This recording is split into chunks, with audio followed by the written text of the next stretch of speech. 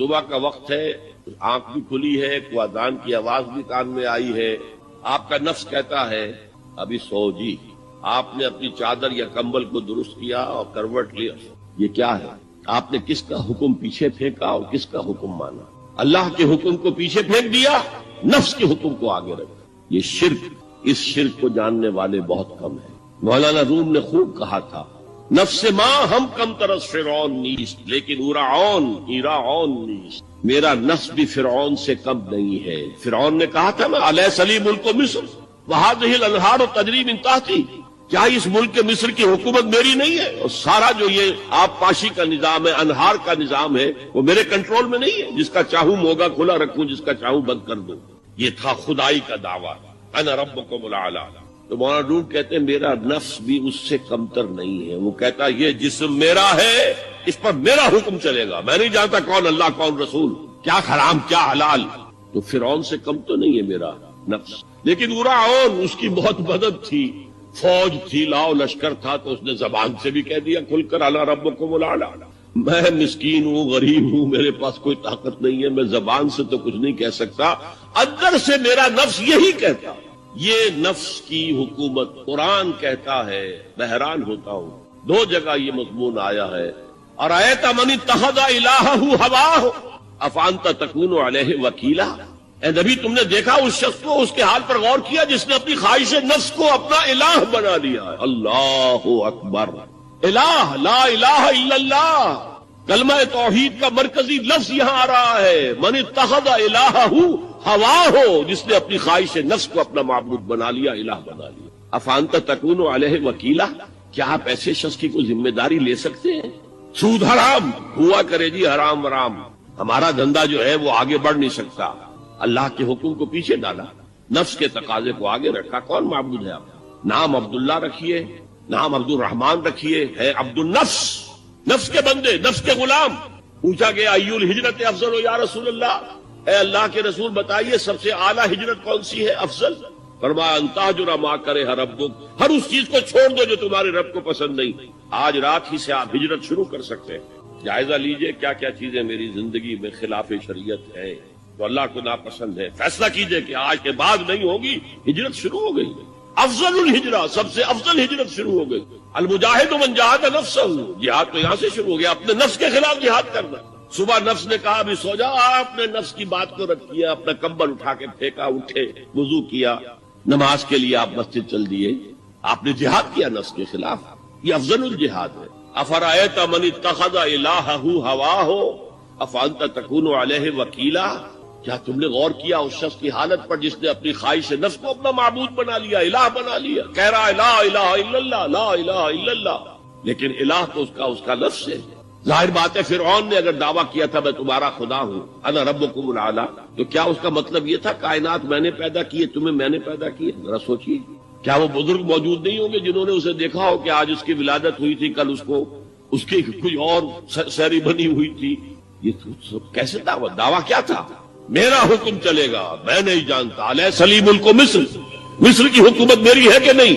قرآن حکیم نے بھی سورہ آل عمران کے آخری رکوع میں ذکر کو سب سے پہلے اور سب سے اہم عامل کی حیثیت سے شمار کیا ہے۔ چنانچہ اس کی پہلی آیت جو ہے سورہ آل عمران کے آخری رکوع کی، اس میں تو وہی مضمون جو میں بیان کر چکا وہ آیا ہے، ان فی خلق السماوات والارض واختلاف اللیل والنہار لآیات لأولی الالباب، یقیناً آسمانوں اور زمین کی تخلیق میں اور دن اور رات کے الٹ پھیر میں نشانیاں ہیں ہوش مندوں کے۔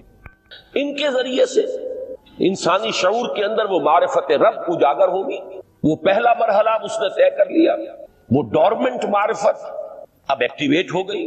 اب مزید فکر کا مرحلہ ہے جو اگلی آیت میں آیا ہے، الذین یذکرون اللہ قیاما وقعودا وعلی جنوبہم ویتفکرون فی خلق السماوات والارض ربنا ما خلقت ھذا باطلا سبحانک فقنا عذاب النار۔ یعنی تفکر جو ہے یتفکرون فی خلق السماوات والارض، وہ تفکر کرتے ہیں، غور و فکر کرتے ہیں آسمان اور زمین کی تخلیق میں، لیکن اس تفکر کے ساتھ لازماً ذکر اور ذکر مدام، ذکر بھی وہ کہ جو مستقل ہو، ہر حالت میں ہو، الذین یذکرون اللہ قیاما وقعودا وعلی جنوبہم، وہ لوگ کہ جو اللہ کو یاد رکھتے ہیں، اللہ کا ذکر کرتے ہیں، کھڑے ہوئے بھی، بیٹھے ہوئے بھی، اور اپنے پہلوؤں کے بل یعنی لیٹے ہوئے بھی۔ اب ان تین کے سوا تو کوئی پوزیشن انسان کی نہیں ہے، اسی کا نام ہے دوام ذکر۔ اور اس کے ساتھ اگر وہ تفکر کرتے ہیں تو ان کا فکر اگلی منزل تک پہنچتا ہے۔ تو پہلی شے تھی فکر انسانی کی صحیح رخ پر مزید پیش قدمی اور پیش رفت، اور اس کے لیے لازم ہے ذکر و فکر کا امتزاج۔ دوسری چیز کو لیجئے عمل کی درستی۔ اس عمل کی درستی کے لیے اللہ تعالی کے ساتھ ایک گہرے تعلق کی ضرورت، اس لیے کہ صبر کی بحث میں یہ مضامین شاید آپ کے سامنے آ گئے ہوں کہ صبر، جہاں مصیبت پر صبر ہوتا ہے، تکلیف پر صبر ہوتا ہے، اللہ کے احکام پر جمنا یہ بھی صبر ہے، نفس کی خواہشات کی باغ کو تھام کر رکھنا، کھینچ کر رکھنا یہ بھی صبر، اور استقامت کسی شے پر قائم رہنا یہ بھی صبر۔ تو عمل صحیح پر استقامت کے لیے وَاصْبِرْ وَمَا صَبْرُكَ إِلَّا بِاللَّهِ، اس صبر کی سب سے اہم جو بنیاد ہے، اس کا جو سب سے بڑا ذریعہ ہے، اس کا جو سب سے بڑا سہارا ہے، وَمَا صَبْرُكَ إِلَّا بِاللَّهِ، اس کے لیے ضرورت ہے ایک گہرے تعلق کی کہ اللہ کے ساتھ ایک ایسا تعلق برقرار رہے جو نہ صرف گہرا ہو بلکہ دائم و قائم، مسلسل۔ ذرا ظہول ہوگا تعلق مع اللہ میں، ذرا کمی آئے گی، شیطان کا وار کاری ہو جائے گا۔ اسی کو حضور نے حدیث میں یوں تعبیر کیا ہے تمثیلاً کہ جو دل اللہ کی یاد سے غافل ہے اس پر، فارسی کا وہ مقولہ بھی ہے کہ خانہ خالی را دیو میں گیرت، گھر خالی رہے تو جنات اس پر دیو جو ہے آ کر قبضہ جما لیتے ہیں۔ تو خانہ قلب جو ہے اگر یاد خدا بندی سے خالی ہو گیا تو شیطان ابلیس لعین اپنی تھوتنی ٹکا دیتا ہے۔ یہ لفظ آتا ہے سور کے منہ کے لیے تھوتنی، جس طرح اس کا نکلا ہوا سا منہ ہوتا ہے آگے، تو یہ لفظ استعمال کیا گیا کہ وہ اپنی تھوتنی انسان کے دل پر جما کر اور پھوکے مارنی شروع کر دیتا ہے۔ تو شیطان کو موقع ہی تب ملتا ہے جب انسان کے تعلق مع اللہ کے اندر کمی، وہ خانہ بالکل خالی ہو گیا ہو یا اتنا ضعیف ہو گیا ہو کہ کل عدم ہو جائے، گویا کہ نہیں۔ تیسری چیز کی طرف آئیے، روحانی ترقی۔ روحانی ترقی کے لیے میں ایک اصطلاح کے سامنے لا رہا ہوں، اس سے مراد کیا ہے؟ روحانی ترقی کے لیے ہماری دینی اصطلاح ہے تقرب الی اللہ، اللہ سے قریب تر ہوتے چلے جانا۔ اس پر میرا ایک کتابچہ بھی ہے، تقرب الی اللہ کے دو مدارج، دو درجے، جو در حقیقت ایک حدیث نبوی علیہ الصلوۃ والسلام ہی پر مبنی ہے کہ حضور نے ایک درجہ قرار دیا ہے تقرب بالفرائض، فرائض کے ذریعے سے انسان اللہ کا قرب حاصل کرے۔ ایک ہے تقرب بالنوافل، نوافل کے ذریعے سے اللہ کا قرب حاصل کرے۔ ان میں کیا نسبت و تناسب ہے، اہمیت کے اعتبار سے کون بڑھ کر ہے، بلندی کے اعتبار سے کون بڑھ کر ہے، یہ تمام مسائل میں نے اپنی اس تقریر میں بیان کیے تھے جو اس کتاب میں شائع ہوئی ہے۔ اس وقت میں اس کی تفصیل میں نہیں جا رہا، صرف یہ تذکرہ اس لیے کر رہا ہوں کہ جن کو بھی خواہش ہو جائے وہ اس کا مطالعہ کرے۔ ہماری اس وقت کی گفتگو سے وہ کتابچہ اس جگہ پر منسلک ہوگا۔ تو تقرب الی اللہ، یہ تقرب کوئی فزیکل فینومینن نہیں ہے، جسمانی یا مادی مسئلہ نہیں ہے۔ اللہ سے قرب یہ نہیں ہے کہ کوئی کروڑوں میل کا فاصلہ ہے، اب ہمیں کوئی رسی پر چڑھنا ہے اوپر بڑی محنت اور مشقت سے، فصل تو ہے ہی نہیں، فاصلہ ہے ہی نہیں، بعد ہے ہی نہیں۔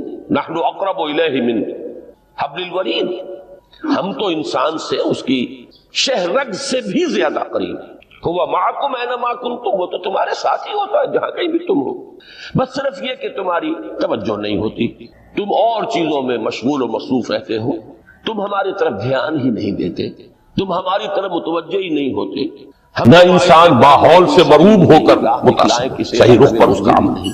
انسان جب نمبر 3 روحانی ترقی، جو اصل حاصل، جو اصل مقصود ہے۔ نمبر 2 چیز کے لیے تعلق مع اللہ ضروری، نمبر 3 کے لیے تقرب الی اللہ۔ اب غور کیجئے، ان تینوں چیزوں کا بڑا گہرا تعلق ہے نماز کے ساتھ۔ ان تینوں کے لیے ستون کی حیثیت نماز۔ قرآن حکیم نے بھی سورہ آل عمران کے آخری رکوع میں ذکر کو سب سے پہلے اور سب سے اہم عامل کی حیثیت سے شمار کیا۔ چنانچہ اس کی پہلی آیت جو ہے سورہ آل عمران کے آخری رکوع کی، اس میں تو وہی مضمون جو میں بیان کر چکا وہ آیا ہے، ان فی خلق السماوات والارض واختلاف اللیل والنہار لآیات لأولی الالباب، یقیناً آسمان اور زمین کی تخلیق میں اور دن اور رات کی الٹ پھیر میں نشانیاں ہیں ہوش مندوں کے۔ ان کے ذریعے سے انسانی شعور کے اندر وہ معرفت رب اجاگر ہوگی۔ وہ پہلا مرحلہ اب اس نے طے کر لیا، وہ ڈورمنٹ معرفت اب ایکٹیویٹ ہو گئی۔ اب مزید فکر کا مرحلہ ہے جو اگلی آیت میں آیا ہے، الذین یذکرون اللہ قیاما وقعودا وعلی جنوبہم ویتفکرون فی خلق السماوات والارض ربنا ما خلقت ھذا باطلا سبحانک فقنا عذاب النار۔ یعنی تفکر جو ہے ویتفکرون فی خلق السماوات والارض، وہ تفکر کرتے ہیں، غور و فکر کرتے ہیں آسمان اور زمین کی تخلیق میں، لیکن اس تفکر کے ساتھ لازماً ذکر اور ذکر مدام، ذکر بھی وہ کہ جو مستقل ہو، ہر حالت میں ہو۔ الذین یذکرون اللہ قیاما وقعودا وعلی جنوبہم، وہ لوگ کہ جو اللہ کو یاد رکھتے ہیں، اللہ کا ذکر کرتے ہیں، کھڑے ہوئے بھی، بیٹھے ہوئے بھی، اور اپنے پہلوؤں کے بل یعنی لیٹے ہوئے۔ اب ان تین کے سوا تو کوئی پوزیشن انسان کی نہیں، اسی کا نام ہے دوام ذکر۔ اور اس کے ساتھ اگر وہ تفکر کرتے ہیں تو ان کا فکر اگلی منزل تک پہنچتا ہے۔ تو پہلی شے تھی فکر انسانی کی صحیح رخ پر مزید پیش قدمی اور پیش رفت، اور اس کے لیے لازم ہے ذکر و فکر کا امتزاج۔ دوسری چیز کو لیجئے عمل کی درستی۔ اس عمل کی درستی کے لیے اللہ تعالیٰ کے ساتھ ایک گہرے تعلق کی یاد میں سے، اس لیے کہ صبر کی بحث میں یہ مضامین شاید آپ کے سامنے آ گئے ہوں کہ صبر جہاں مصیبت پر صبر ہوتا ہے، تکلیف پر صبر ہوتا ہے، اللہ کے احکام پر جمنا یہ بھی صبر ہے، نفس کی خواہشات کی باغ کو تھام کر رکھنا، کھینچ کر رکھنا یہ بھی صبر ہے، اور استقامت کسی شے پر قائم رہنا یہ بھی صبر ہے۔ تو عمل صحیح پر استقامت کے لیے وَاصْبِرْ وَمَا صَبْرُكَ إِلَّا بِاللَّهِ، اس صبر کی سب سے اہم جو بنیاد ہے، اس کا جو سب سے بڑا ذریعہ ہے، اس کا جو سب سے بڑا سہارا ہے، وَمَا صَبْرُكَ إِلَّا بِاللَّهِ، اس کے لیے ضرورت ہے ایک گہرے تعلق کی کہ اللہ کے ساتھ ایک ایسا تعلق برقرار رہے جو نہ صرف گہرا ہو بلکہ دائم و قائم، مسلسل۔ ذرا ظہور ہوگا اس کے تعلق مع اللہ میں ذرا کمی آئے گی، شیطان کا وار غالب ہوگا۔ اسی کو حضور نے حدیث میں یوں تعبیر کیا ہے تمثیلاً کہ جو دل اللہ کی یاد سے غافل ہے اس پر، فارسی کا وہ مقولہ بھی ہے کہ خانہ خالی را دیو میں گیرت، گھر خالی رہے تو جنات اس پر دیو جو ہے آ کر قبضہ جما لیتے ہیں۔ تو خانہ قلب جو ہے اگر یاد خدا بندی سے خالی ہو گیا تو شیطان ابلیس لعین اپنی تھوتنی ٹکا دیتا ہے۔ یہ لفظ آتا ہے سور کے منہ کے لیے تھوتنی، جس طرح اس کا نکلا ہوا سا منہ ہوتا ہے آگے، یہ لفظ استعمال کیا گیا کہ وہ اپنی تھوتنی انسان کے دل پر جما کر اور پھوکے مارنی شروع کر دیتا۔ تو شیطان کو موقع ہی تب ملتا ہے جب انسان کے تعلق مع اللہ کے اندر کمی، وہ خانہ بالکل خالی ہو گیا ہو یا اتنا ضعیف ہو گیا ہو کہ کل عدم ہو، گویا کہ نہیں۔ تیسری چیز کی طرف آئیے، روحانی ترقی۔ روحانی ترقی کے لیے میں ایک اصطلاح کے سامنے لا رہا ہوں، اس سے مراد کیا ہے؟ روحانی ترقی کے لیے ہماری دینی اصطلاح ہے تقرب الی اللہ، اللہ سے قریب تر ہوتے چلے جا۔ اس پر میرا کتابچہ بھی ہے، تقرب الی اللہ کے دو مدارج، دو درجے، جو در حقیقت ایک حدیث نبوی علیہ الصلوۃ والسلام ہی پر مبنی ہے کہ حضور نے ایک درجہ قرار دیا ہے تقرب بالفرائض، فرائض کے ذریعے سے انسان اللہ کے قرب حاصل، ایک ہے تقرب بالنوافل، نوافل کے ذریعے سے اللہ کا قرب حاصل۔ ان میں کیا نسبت و تناسب ہے؟ اہمیت کے اعتبار سے کون بڑھ کر ہے، بلندی کے اعتبار سے کون بڑھ کر ہے، یہ تمام مسائل میں نے اپنی اس تقریر میں بیان کیے تھے جو اس کتاب سے شائع ہوئی ہے۔ اس وقت میں اس کی تفصیل میں نہیں جا رہا، صرف یہ تذکرہ اس لیے کر رہا ہوں کہ جن کو بھی خواہش ہو جائے وہ اس کا مطالعہ کرے۔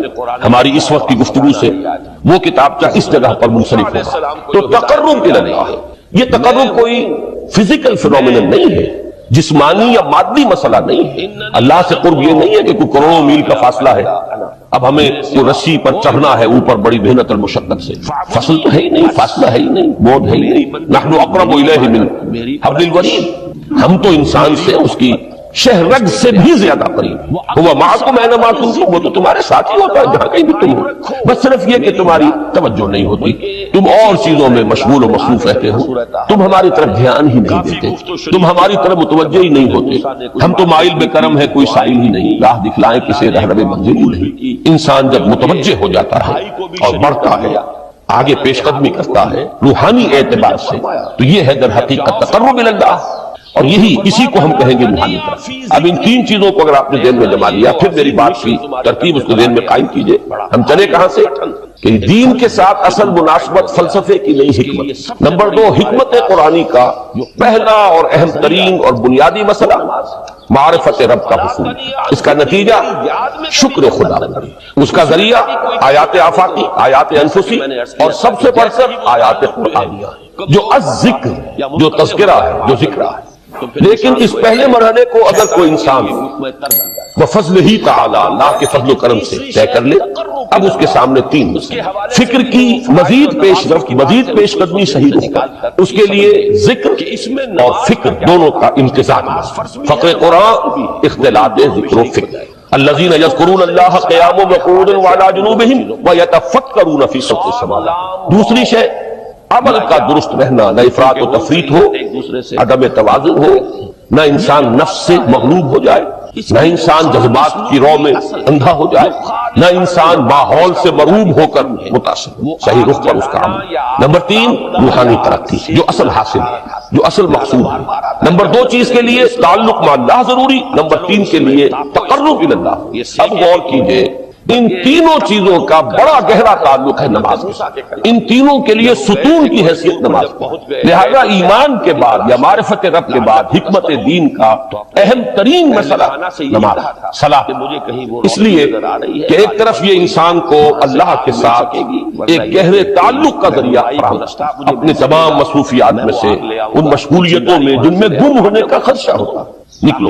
24 گھنٹے کے معمولات میں سے کم 5 مرتبہ تو لازماً نکلو، اور اپنے آپ کو ذرا، اپنے حواس کو بھی، اپنی باطنی کیفیات کو بھی ذرا تازہ کرو۔ اگر کوئی گندگی، نجاست، کسی طرح کی ناپاکی کا کوئی معاملہ ہے، طہارت سے تمہارے اندر روح کو بھی بالیدگی ہوگی، تمہارے حواس بھی تازہ ہوں گے، تم گویا کہ بحیثیت کل تمہاری ہستی چاقو چوبند ہو جائے، وہ کسل، وہ سستیاں، وہ جو ایک کثافتیں ہوتی ہیں، ان سب سے نجات حاصل کرو، اور آپ اپنے رب کے حضور میں کھڑے ہو جاؤ، اس کے ساتھ اپنا عہد بھی تازہ کرو، اس کی اہم صفات کو بھی اپنے ذہن میں پھر مستحضر کرو۔ یہی وجہ ہے، دیکھیے میں نے جو آیات آپ کو شروع میں سنائی تھی، سورہ لقمان کی 2 آیتیں، پہلی آیت میں اس کا ترجمہ کر چکا، دوسری آیت وَلَقَدْ وَإِذْ قَالَ لُقْمَانُ لِابْنِهِ وَهُوَ يَعِظُهُ يَا بُنَيَّ لَا تُشْرِكْ بِاللَّهِ إِنَّ الشِّرْكَ لَظُلْمٌ عَظِيمٌ۔ اس کے بعد درمیان میں کچھ مضمون آ کر پھر وہ آیہ مبارکہ آئی، یا بنی اقم الصلاۃ وامر بالمعروف وانہی عن المنکر واصبر علی ما اصابک۔ گویا کہ اہم ترین چیز، بنیادی ترین چیز، اللہ کو محض پہچان لینا کافی نہیں ہے، یاد رکھنا ضروری ہے۔ اللہ یاد رہے گا تو فکر صحیح آگے بڑھے گا، اللہ یاد رہے گا اور اس کے ساتھ ایک گہرا تعلق جو ہے برقرار رہے گا تو عمل درست رہے گا۔ بالکل یہی بات سورہ طٰہٰ میں جو پہلی وحی حضرت موسیٰ علیہ السلام پر ہوئی، اور پہلا مخاطبہ ہے جو کہ حضرت موسیٰ کو یہ انبیاء کرام کے مقدس گروہ میں ایک امتیازی حیثیت حاصل ہے کہ ان سے براہ راست گفتگو ہوئی ہے، اگرچہ صرف ایک پردہ تھا، اوٹ من ورائے حجاب گفتگو ہوئی ہے، لیکن یہ کہ کوئی فرشتے کا درمیانی جو ہے وہ لنک نہیں تھا، براہ راست اللہ تعالیٰ نے حضرت موسیٰ علیہ السلام سے کلام فرمایا۔ کلم اللہ موسیٰ تکلیما، موسیٰ سے تو اللہ نے کلام فرمایا جیسے کہ کلام کیا جاتا۔ تو نہ انسان ماحول سے مرعوب ہو